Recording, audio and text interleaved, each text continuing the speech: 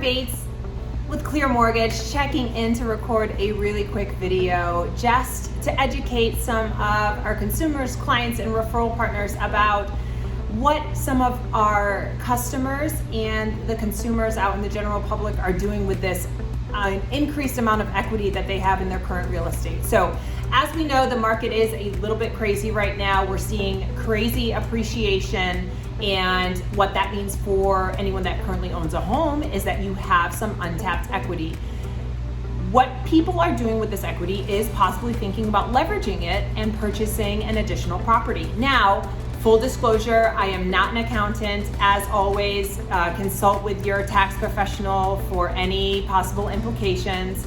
But with this newfound equity in your home, there are a couple of ways that you can finagle, tap into it, and possibly purchase some additional real estate. Full disclosure, with these different options, there are additional risks. So as always, make sure that you're evaluating those and making your decision appropriately. So the first and foremost is to take a look at your current interest rate on your current mortgage statement and do a cash out refinance. What that is a closed-end mortgage, meaning once we close, you're pulling out that equity that's available and using that as a down payment on an additional property, and you cannot tap into that equity again. So it is a closed-end mortgage.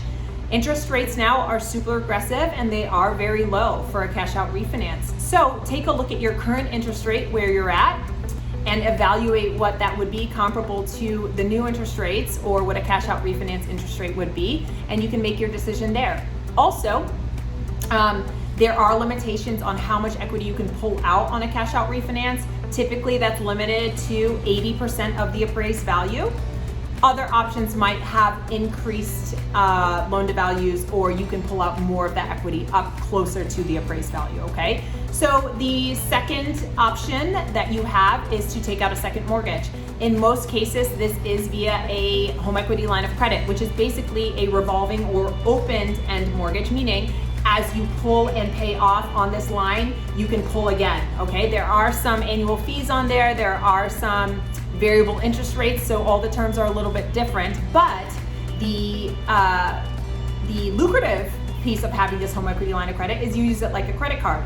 You can pull funds off, pay them off as you please, and then pull again, okay?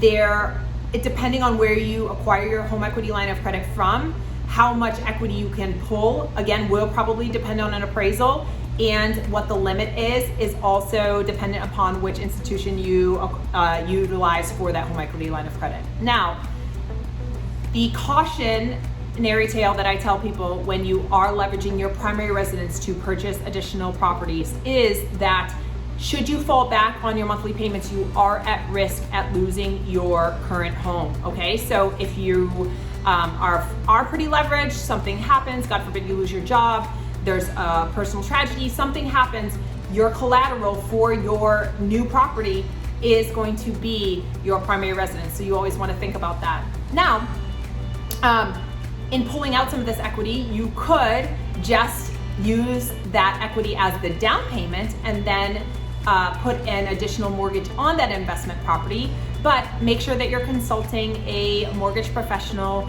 before you move forward with that option as well. You want to make sure that you qualify, that you're going over the current interest rates and everything like that. So if you have any more questions about how to leverage your current real estate to purchase more real estate in the future, I'd be happy to go through these options with you. Contact information will be below. Find me on social. Make sure that we follow each other, and I'm looking forward to speaking with you and recording more videos for you in the future soon. Bye.